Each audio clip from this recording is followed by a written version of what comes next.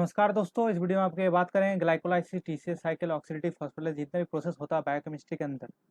क्योंकि ये सब रिएक्शंस जो है वो ज़्यादातर एंट्रेंस एग्जाम में पूछा जाता है। जैसे जेएनयू का लाइफ साइंस का एग्जाम हो गया, गैट बी का जो ग्रेजुएट एप्टीट्यूड टेस्ट है बायोटेक्नोलॉजी के लिए, एमएससी एंट्रेंस जो बायोटेक्नोलॉजी का एग्जाम है, एज वेल एज आपका बीएचयू या कोई भी एमएस का आपका सीएससीटी का एग्जाम हो जाए, वहाँ पर आपका ये प्रोसेस से क्वेश्चन पूछा जाता है। तो यहाँ पर बहुत सारे चीज़ जहाँ जहाँ क्वेश्चन पूछा जाता है, कॉन्सेप्ट क्या होता है, आपको इस वीडियो में बताऊंगा। तो वीडियो को फुल देखिएगा, अच्छे से देखिएगा, आपको बहुत सारी चीज़ यहाँ से पता चल जाएगा। और मैं पूरा ईच एंड एवरी स्टेप को एक्सप्लेन अच्छे से करने की कोशिश करूँगा, तो वीडियो को फुल देखिएगा। तो पहले जो प्रोसेस एक फंडामेंटल्स आपको देना चाहता हूँ कि एक्चुअली जो बायोकेमिकल्स रिएक्शंस होता है inside the cells, how it's actually occurring inside the cells. तो बहुत सारे कंपाउंड्स, न्यूट्रिएंट्स रहता है, आप लोगों को पता होगा कि एमाइनो एसिड रहता है, fatty acids, glucose and other compounds also there. So how it's going on कि बायोकेमिकल रिएक्शन कैसे होता है। तो एमाइनो एसिड जो होता है वो ट्रांस एमाइनेशंस के थ्रू या डीएमाइनेशन के थ्रू क्या करता है कि बहुत सारे प्रोसेस के थ्रू ये एसिटाइल कोएंजाइम फॉर्म करता है। As well as fatty acid को देखिएगा तो वो बीटा ऑक्सीडेशन के थ्रू एसिटाइल कोएंजाइम फॉर्म करता है। और ग्लूकोज को देखिएगा तो ग्लाइकोलाइसिस के थ्रू ये पायरुवेट क्रिएट करता है, और जो पायरुवेट पायरुवेट डिहाइड्रोजनेस एंजाइम के थ्रू वो एसिटाइल कोएंजाइम फॉर्म करता है एंड CO2 रिलीज करता है। ठीक है, तो ये होता है कि तीन फंडामेंटल जो हम लोग का है, amino acid, glucose and fatty acid, यहाँ से आपका एसिटाइल कोएंजाइम फॉर्म होता है। तो ये एसिटाइल कोएंजाइम क्या करता है, ये जाके माइटोकॉन्ड्रिया में एंटर करता है मैट्रिक्स के अंदर, जहाँ पे ये टीसीएस साइकिल में पार्ट लेता है, मतलब टीसीएस साइकिल में जाता है, इनटेक कर जाता है। तो ये आपका मैट्रिक्स में होता है माइटोकॉन्ड्रिया। ये कभी कभी पूछ लिया जाता है कि टीसीएस साइकिल होता कहाँ।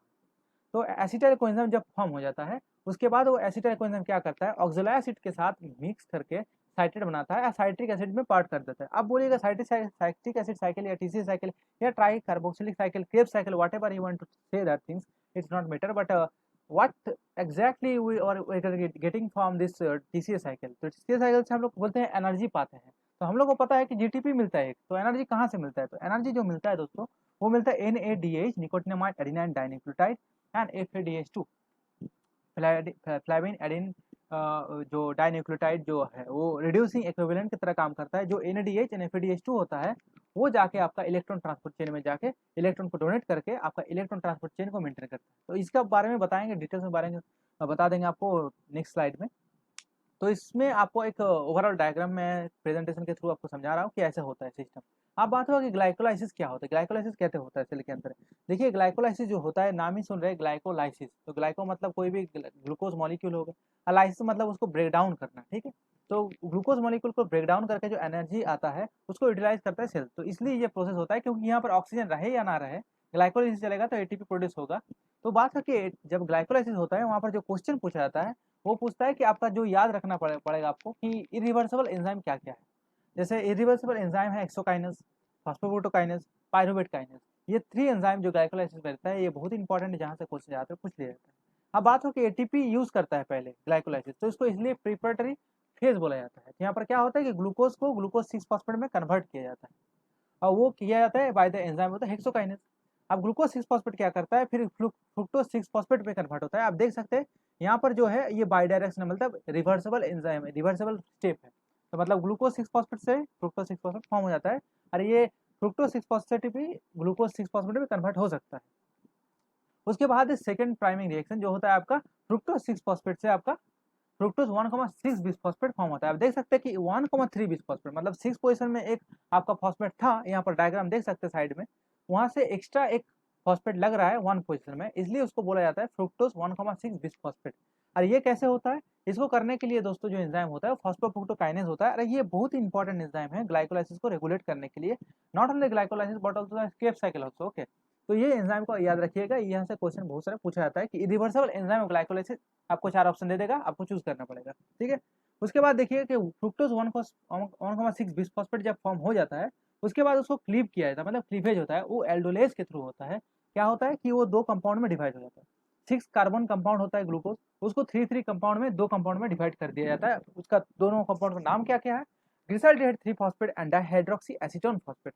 ये 2 कंपाउंड जो होता है इंटर चेंजेबल होता है, मतलब ये इंटर कन्वर्टेबल होता है, मतलब glyceraldehyde 3 phosphate dihydroxy acetone phosphate में भी कन्वर्ट हो सकता है, और डाइहाइड्रोक्सी एसीटोन फॉस्फेट भी ग्लिसरॉल्डिहाइड 3 फॉस्फेट में कन्वर्ट हो सकता है। तो अब देखिए, जो डाइहाइड्रोक्सी एसीटोन फॉस्फेट फॉर्म हो गया वो ग्लिसरॉल्डिहाइड 3 फॉस्फेट में कन्वर्ट हो जाता है, मतलब एक ग्लूकोज से आपको 2 ग्लिसरॉल्डिहाइड 3-फॉस्फेट मिल रहा है, ठीक है। ये याद रखिएगा, ये अगर गलत कीजिएगा तो आपका एटीपी कैलकुलेशन गलत हो जाएगा, जो क्वेश्चन ज़्यादातर पूछा जाता है। तो ये हो गया आपका प्रिपरेटरी फेज, इसलिए बोला जाता है क्योंकि एटीपी यहाँ पर यूटिलाइज होता है। अब बात होगा कि एटीपी कहाँ से मिलेगा। सेकंड फेज में जाता है पे ऑफ फेज, जहाँ में आपको पे ऑफ मतलब आपको मिलेगा एटीपी। तो कैसे मिलेगा, देखिए 2 मॉलिक्यूल ऑफ ग्लिसरॉल्डिहाइड 3-फॉस्फेट आपको मिल गया, कैसे मिले आगे स्टेप में बोल दिए थे आपको। इसके बाद क्या होगा कि ये ग्लिसरॉल्डिहाइड 3-फॉस्फेट डिहाइड्रोजन बोल के एंजाइम होता है, जो ग्लिसरॉल्डिहाइड 3-फॉस्फेट को आपका 1,3 बिसफॉस्फोग्लिसराइड में कन्वर्ट कर देता है। तो यहाँ पर क्या होता है कि 2 inorganic phosphate and 2 NADH plus आता है और 2 NADH फॉर्म करता है। ये 2 क्यों यूज किया जाता है, 2 इसलिए यूज किया जा रहा है, पहले आपको बताया कि 1 ग्लूकोज से 2 ग्लिसरॉल्डिहाइड 3-फॉस्फेट फॉर्म होता है, इसलिए यहाँ पर 2 लिखा है, ठीक है। इसलिए 2 NADH आ रहा है, यहाँ पर कंफ्यूज थोड़ा मत हो जाइएगा। इसके बाद है कि ग्लिसरॉल्डिहाइड 1,3 बिसफॉस्फोग्लिसराइड क्या होता है, वो अब देखिएगा जो यहाँ पर 2 ADP है ना, वो 2 ATP फॉर्म कर रहा है, मतलब यह इस स्टेप बहुत इंपॉर्टेंट है, इस स्टेप को आपको याद रखना पड़ेगा। वो फॉस्फोग्लिसराइड काइनेज के थ्रू होता है। तो ये काइनेज क्यों एंजाइम बोला जाता है, काइनेज मतलब कोई भी इनऑर्गेनिक फॉस्फेट को ट्रांसफर करके एक जगह लिंक करना, मतलब एटीपी फॉर्म करना, ठीक है। तो देखिएगा यहाँ पर 1,3 बिसफॉस्फोग्लिसराइड आपका 3 फॉस्फोग्लिसराइड में कन्वर्ट हो रहा है, इसको सबस्ट्रेट लेवल फॉस्फोराइलेशन बोलता है। एक आपको पता है कि ऑक्सीडेटिव फॉस्फोराइलेशन होता है, एक होता है सबस्ट्रेट लेवल फॉस्फोराइलेशन, एक होता है फोटोफॉस्फोराइलेशन।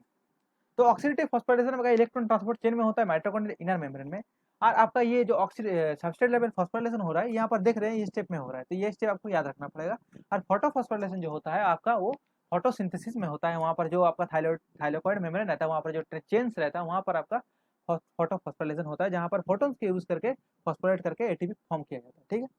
इसके बाद 3 फॉस्फोग्लिसराइड होता है, वो जाके 2 फॉस्फोग्लिसराइड में कन्वर्ट होता है, 2 फॉस्फोग्लिसराइड होके फॉस्फोइनोल पायरुवेट में कन्वर्ट होता है, और वो जो फॉस्फोइनोल पायरुवेट होता है वहाँ पर भी देखिए यहाँ पर भी सबस्ट्रेट लेवल फॉस्फोराइलेशन हो रहा है।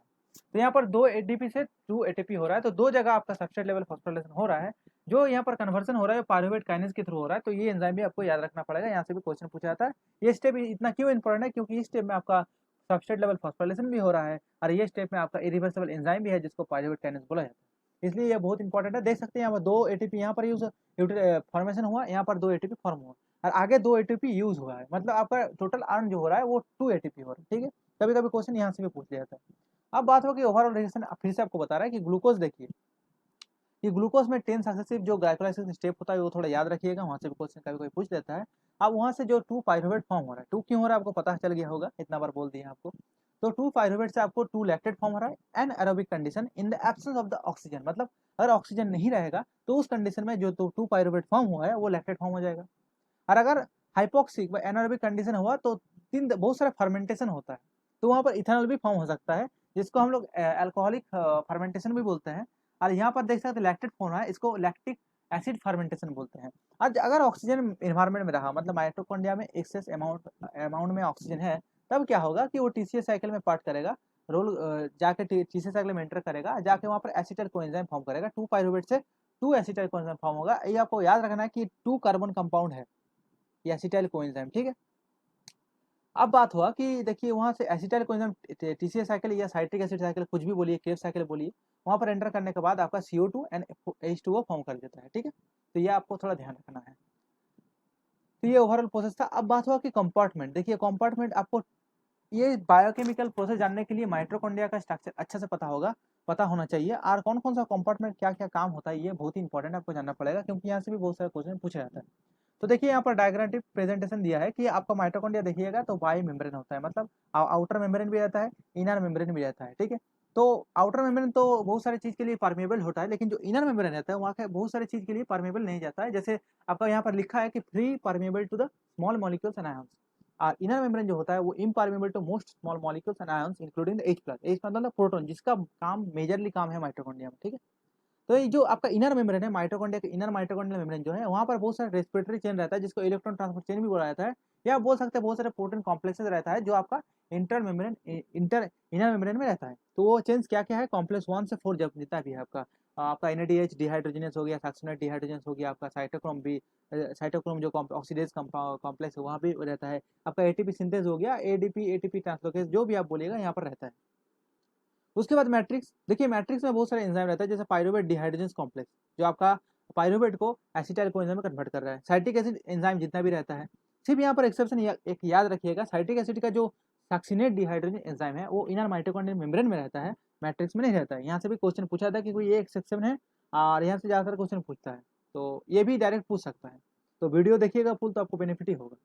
उसके बाद देखिए यहाँ पर फैटी एसिड ऑक्सीडेशन जो होता है आपका, बीटा ऑक्सीडेशन, तो वो भी आपका मैट्रिक्स में ही होता है, और अमाइनो एसिड ऑक्सीडेशन भी आपका माइटोकॉन्ड्रिया के अंदर ही होता है, ठीक है। अब बात हुआ डीएनए राइबोसोम, आपका पता होगा कि ये सेमी ऑटोनोमस ऑर्गन होता है माइटोकॉन्ड्रिया। यहाँ पर आपका अलग से आपका राइबोसोम रहता है, डीएनए रहता है, मैनी अदर एंजाइम भी रहता है जो अपना खुद कोड करके खुद कोड करता है, प्लस आपको इम्पोर्ट भी करता है बाहर से साइटोप्लाज्म से प्रोटीन माइटोकॉन्ड्रिया। तो उसके बाद जो आपको याद रखना है कि क्रेब्स साइकिल के स्टेप्स, क्रेब्स साइकिल को आपको याद रखना पड़ेगा। जो आपको ग्लाइकोलाइसिस से पाइरुवेट फॉर्म हो गया, वो आप क्या करेगा, वो एंटर करेगा आपका टीसीएस साइकिल में। तो टीसीएस साइकिल में एंटर करेगा तो एसिटाइल कोएंजाइम फॉर्म हो जाता है। एसिटाइल कोएंजाइम ऑक्सैलो एसीटेट से फॉर्म होगा, देख सकते हैं यहाँ पर ऑक्सैलो एसीटेट, यहाँ पर एसिटाइल कोएंजाइम है। तो यहाँ in the help of the by the help of the citrate synthase it will be converted into the एकोनिटेज। एकोनिटेज देख सकते हैं, एकोनिटेज फॉर्म हो गया। एकोनिटेज नहीं बोलेंगे इसको, मतलब यहाँ पर साइट्रेट फॉर्म होता है। साइट्रेट फॉर्म होने के बाद ये जो कंपाउंड साइट्रेट फॉर्म हो गया, ये एकोनिटेज एंजाइम के थ्रू ये क्या करता है कि यहाँ पर सिस एकोनिटेट फॉर्म करता है, ठीक है। यहाँ पर डिहाइड्रेशन होता है, एक वाटर मॉलिक्यूल निकल जा रहा है, देख सकते हैं यहाँ पर।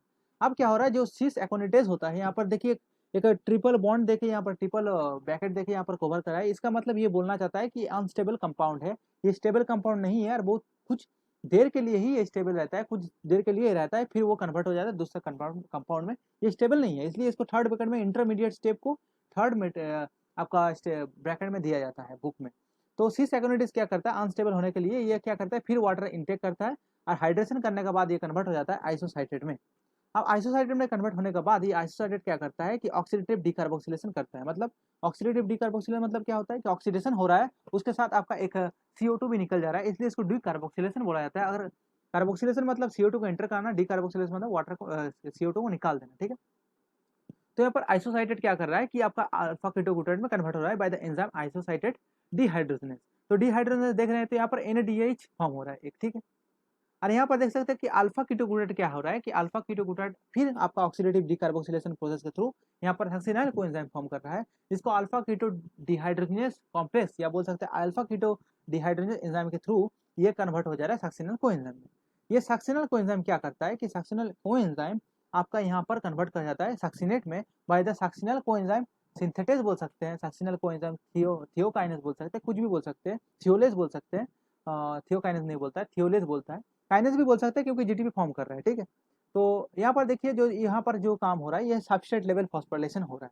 आपको दो स्टेप याद रखना है कि कहाँ पर आपका दो स्टेप आपका ग्लाइकोलाइसिस सबस्ट्रेट लेवल फॉस्फोरिलेशन हो रहा है, as well as citric acid cycle में भी याद रखना है कि सबस्ट्रेट लेवल फॉस्फोरिलेशन हो कहाँ रहा है, ठीक है। उसके बाद सबस्ट्रेट जो फॉर्म हो गया, ये सबस्ट्रेट कहाँ पर कन्वर्ट हो रहा है ना, फ्यूमरेट में कन्वर्ट हो रहा है। तो ये सबस्ट्रेट से आपका फ्यूमरेट में कन्वर्ट हो रहा है। तो यहाँ पर क्या हो रहा है, डिहाइड्रोजिनेशन हो रहा है। डिहाइड्रोजिनेशन मतलब हाइड्रोजन निकल रहा है। तो यहाँ पर जो एंजाइम के थ्रू हो रहा है वो तो होता है सक्सिनेट डिहाइड्रोजन थ्रू, यहाँ पर FADH2 फॉर्म हो रहा है। इसके बाद देखिए यहाँ पर क्या हो रहा है कि वाटर हाइड्रेशन हो रहा है, फिर वाटर आ रहा है अंदर में, और ये जो फ्यूमरेट फॉर्म हुआ है फ्यूमरेज एंजाइम के थ्रू मैलेट में कन्वर्ट हो जा रहा है। और ये मैलेट फिर क्या है, डिहाइड्रोजनेशन हो रहा है, और मैलेट डिहाइड्रोजन के थ्रू आपका ऑक्सैलो एसीटेट फॉर्म हो जा रहा है। तो यहाँ पर देख सकते हैं कि एक एसिटाइल कोएंजाइम से आपका 3NADH फॉर्म हुआ है, एक स्टेप वहाँ पर आइसोसाइटेट डिहाइड्रोजन में फॉर्म हुआ है, एक अल्फा कीटोग्लूटाइड डिहाइड्रोजन कॉम्प्लेक्स में NADH फॉर्म हुआ है, और एक आपका मैलेट डिहाइड्रोजन में फॉर्म हुआ है, ठीक है। और यहाँ पर देख सकते हैं कि सक्सिनेट डिहाइड्रोजन जो एंजाइम है वो आपका इनर माइटोकॉन्ड्रियल मेम्ब्रेन में रहता है, और ये फॉर्म कर रहा है FADH2। तो याद रखिएगा कि 3 NADH and 1 FADH and 1 GTP actually formed by only 1 acetyl coenzyme by the citric acid cycle or Krebs cycle or TCA cycle, whatever you want to say। तो ये हो गया आपका टीसीए साइकिल, जहाँ से ज़्यादातर क्वेश्चन पूछा जाता है। मेरे अनुसार जो क्वेश्चन ज़्यादातर पूछा जाता है टीसीए साइकिल से, आपको डायरेक्ट ये नहीं पूछेगा, आपको पूछेगा कि एटीपी कैलकुलेशन के ऊपर। तो आपको NADH और FADH और ADP या GDP जो फॉर्म हो रहा है वो आपको याद रखना है। और एज वेल एज आपको जो याद रखना है कि सक्सिनेट डिहाइड्रोजन एंजाइम जो इनर माइटोकॉन्ड्रियल मेम्ब्रेन में रहता है, इसलिए ये आपको चीज याद रखना है कि जो आपको हेल्प करेगा एटीपी कैलकुलेशन निकालने में, ठीक है। बस यही चीज पूछता है ज़्यादातर क्वेश्चन से। अब बात हुआ कि जो आपका NADH और FADH2 फॉर्म हो गया, जो रिड्यूसिंग इक्विवेलेंट आपका फॉर्म हो गया, वो आपका कहाँ यूटिलाइज होगा और ये कैसे आपका एटीपी फॉर्म करने में हेल्प कर रहा है, बस यही आपको बताएंगे। देखिए कितना इंटरेस्टिंग है कि NADH आपका हेल्प कर रहा है एटीपी फॉर्म करने में, कैसे कर रहे हैं। तो ये है माइटोकॉन्ड्रिया का स्ट्रक्चर। यहाँ पर देख सकते हैं कि आउटर माइटोकॉन्ड्रियल मेम्ब्रेन है, इसके बीच में देख सकते हैं इंटर मेम्ब्रेन स्पेस है, और इसका अंदर जो देख रहे हैं आप यहाँ पर, ये है इनर माइटोकॉन्ड्रियल मेम्ब्रेन। अब जितना भी इलेक्ट्रॉन ट्रांसपोर्ट चेन कंपाउंड, जितना भी कॉम्प्लेक्सेस रहता है वो आपका इनर माइटोकॉन्ड्रियल मेम्ब्रेन में रहता है। तो यहाँ पर जो जो कॉम्प्लेक्स हेल्प करता है इलेक्ट्रॉन ट्रांसपोर्ट करने में, वो है आपका कॉम्प्लेक्स 1 जिसको आप लोग NADH डिहाइड्रोजन बोलते हैं। कॉम्प्लेक्स 2 जो हम लोग साइक्सिनेट डिहाइड्रोजन बोलते हैं। Complex 3 and complex 4 is cytochrome oxidase, ठीक है। तो ये सब कॉम्प्लेक्स जो है ये क्या करता है कि इलेक्ट्रॉन को ट्रांसपोर्ट करता है। और ट्रांसपोर्ट करने का फायदा क्या होता है, आप बोलिएगा इलेक्ट्रॉन ट्रांसपोर्ट करने का फायदा क्या हो रहा है। तो देख सकते हैं यहाँ पर जो पिंक लाइन में आपका 4H+ यहाँ पर पंप कर रहा है इंटर मेम्ब्रेन स्पेस में। ये कॉम्प्लेक्स 3 4H+ पंप कर रहा है, और ये जो कॉम्प्लेक्स 4 है 2H+ पंप कर दे रहा है आपका इंटर मेम्ब्रेन स्पेस में। मतलब एक NADH से आपका देख सकते हैं कि एक NADH अगर रिलीज कर रहा है तो आपका 10H+, मतलब 10 प्रोटॉन आपका इंटर मेम्ब्रेन स्पेस में रिलीज हो रहा है। मतलब क्या हो रहा है कि आपका इलेक्ट्रो ग्रेडियंट हो रहा है, प्रोटॉन मोटिव फोर्स क्रिएट हो रहा है आपका इनर मेम्ब्रेन स्पेस में। तो ये किसमें हेल्प करता है कि यही प्रोटॉन को यूज करके आपका एटीपी सिंथेस जो एंजाइम रहता है वो उसको यूटिलाइज करके एटीपी फॉर्म कर सकते हैं। इस स्टेप में आप देख सकते हैं कि F0 F1 पार्टिकल है आपका एटीपी सिंथेस कॉम्प्लेक्स का। तो F0 पार्टिकल आपका मेम्ब्रेन से इंटीग्रेट है, और F1 जो पार्टिकल है वो मैट्रिक्स की तरफ है, ठीक है। तो यहाँ पर जो जितना भी प्रोटॉन यहाँ पर स्टोर होगा, तो नॉर्मल सी बात है, अगर प्रोटॉन ग्रेडियंट यहाँ पर इंटर मेम्ब्रेन स्पेस में ज़्यादा रहेगा, अगर मैट्रिक्स में कम है, तो प्रोटॉन क्या करेगा, due to the electrochemical gradient ये क्या करेगा, अंदर तरफ आने का कोशिश करेगा। तो उस एनर्जी को इलेक्ट्रॉन प्रोटॉन मोटिव फोर्स को यूज करके एटीपी फॉर्म किया जाता है दोस्तों, ठीक है। तो आपको पता चल गया कि ग्लूकोज से और ट्रेसियल साइकिल से जो NADH फॉर्म हो रहा है, FADH2 फॉर्म हो रहा है, वो डायरेक्टली कहाँ यूटिलाइज हो रहा है।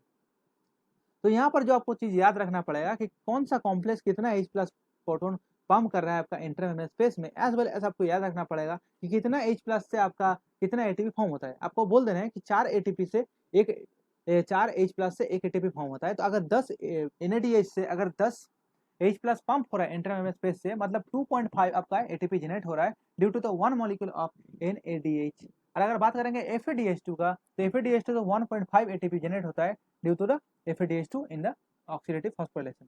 तो ये चीज आपको याद रखना पड़ेगा। देख सकते हैं यहाँ पर नीचे लिखा है कि chemical potential and the electrical potential both are will be combined to each other to form the electrochemical gradient, which are used by the ATP synthase complex to pump this electron to the matrix and help to synthesize the ATP inside the matrix of the mitochondria। okay, उसके बाद जो आपको चीज थोड़ा मतलब ध्यान में रखना है वो आपका है ये वाला पार्ट कि कॉम्प्लेक्स के बारे में आपको थोड़ा ध्यान रखना पड़ेगा। कौन कौन सा कॉम्प्लेक्स में कौन कौन सा आपका प्रोस्थेटिक ग्रुप रहता है, ये आपको थोड़ा याद रखना पड़ेगा। जैसे यहाँ पर देख सकते हैं कॉम्प्लेक्स 2, आपको बार बार बता रहे हैं कि कॉम्प्लेक्स 2 में जो सक्सिनेट डिहाइड्रोजन है वो आपका इनर माइटोकॉन्ड्रियल मेम्ब्रेन में रहता है।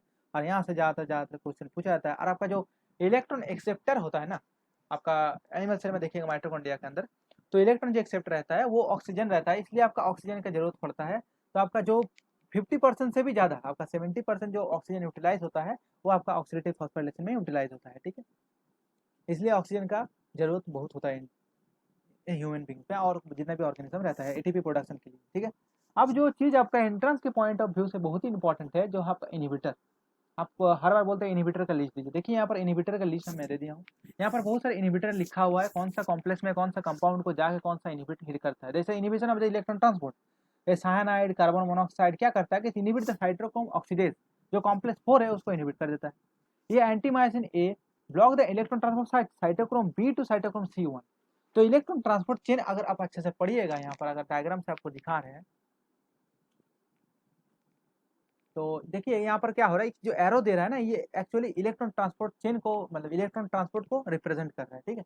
तो NADH से जो इलेक्ट्रॉन ट्रांसपोर्ट हो रहा है आपका कॉम्प्लेक्स 1 में, वो कॉम्प्लेक्स 1 से इलेक्ट्रॉन जा रहा है आपका यूबी क्विनोन में। तो इसको यूबी क्विनोन बोल देता है। अगर ये क्विनोन यूबी क्विनोन बोलता है। अगर ये आपका रिड्यूस हो जाता है तो उसको यूबी क्विनोल बोलता है। अगर पार्शियली रिड्यूस होता है तो उसको सेमी यूबी क्विनोल बोलता है। तो ये ट्रांसफर करता है, वो मेम्ब्रेन में परमेबल होता है, एक जगह से दूसरी जगह मूव कर पाता है, यही जाके इलेक्ट्रॉन को डोनेट करता है आपका कॉम्प्लेक्स 3 में जाके। तो ये कॉम्प्लेक्स में 3 में जाके डोनेट कर देता है इलेक्ट्रॉन, इसका यही काम है। तो यही चीज यहाँ पर बोला है कि ब्लॉक किसको करता है ना, देख सकते हैं यहाँ पर एंटीमाइसिन ए क्या करता है, block the transfer from the, ये एक्चुअली वो स्टेप है। ये पहले वाला जो है आपको बताया कि यूबिक्विनिन क्या करता है। तो ये देख सकते हैं यहाँ पर आपको रोटिनिन, आपका एमाइटेल एंड पेरिसिटिन ए, ये तीनों कंपाउंड जो है वो ब्लॉक करता है आपका ये कंपाउंड को, जो आप मैं बताया ओबिक्विनिन, ठीक है। तो prevent the electron transfer the FES centre to the ubiquinone. तो कॉम्प्लेक्स 1 में आपका एफईएस सेंटर भी रहता है जहाँ से आपका इलेक्ट्रॉन को डोनेट किया जाता है यूबिक्विनिन में। तो ये इस स्टेप को ब्लॉक कर देता है। तो यहाँ पर बहुत सारा आपका देख सकते हैं एटीपी सिंथेस का आपका इनिबिटर का नाम है। तो आपको जो याद रखना पड़ेगा वो है ओलिगोमाइसिन। उसके बाद आपका वेंट्रोसिडिन आपका जो है ये inhibit the F0 and CF0 particle and as well as the uncoupling of the phosphorylation from the electron transport. तो अनकपलिंग एजेंट क्या होता है कि अनकपलिंग एजेंट क्या करता है कि इनर माइटोकॉन्ड्रियल मेम्ब्रेन जो होता है परमेबल नहीं होता है H+ के लिए, लेकिन ये अनकपलर क्या करता है, ये H+ को परमेबल कर देता है इनर माइटोकॉन्ड्रियल मेम्ब्रेन में। इसके लिए क्या होता है कि आप जो एटीपी जो इलेक्ट्रॉन ग्रेडियंट फॉर्म कर रहा है आपका इलेक्ट्रॉन ट्रांसपोर्ट चेन के थ्रू, वो कोई हेल्प कर नहीं करता है, क्योंकि वो जो ग्रेडियंट होता है उसको मेंटेन नहीं रख पाता है, क्योंकि आपने कपलर क्या करता है कि इनर मेम्ब्रेन से जितना भी H+ को आपको मैट्रिक्स में ला देता है, तो जो इलेक्ट्रो केमिकल ग्रेडियंट रहता है वो बनता ही नहीं है, तो हीट प्रोड्यूस करता है लेकिन कोई एटीपी जनरेट नहीं होता है। तो एक्चुअली इसलिए अनकपलर यूज किया जाता है, ये थर्मोजेनेसिस की तरह काम करता है, बॉडी हीट को मेंटेन करता है। और ये आपका हाइबरनेशन, जितना भी आपका एम्फीबियंस रहता है आपको पता होगा वहाँ पर हाइबरनेशन भी होता है, उस हाइबरनेशन को मेंटेन किया जाता है ये आपका अनकपलर के थ्रू। तो आपका फिजियोलॉजिकल अनकपलर भी रहता है जिसका नाम है थर्मोजेनिन, जहाँ से ज़्यादातर क्वेश्चन पूछा जाता है। और अगर बात करेंगे बहुत सारा पोटासियम आयन ऑफ फोर्स क्या होता है, वही काम करता है, मेम्ब्रेन को एक तरह से पोटासियम को पकड़ता है इधर से आपका इंटरवेन स्पेस से, और वो आपका मैट्रिक्स में जाकर डोनेट कर देता है।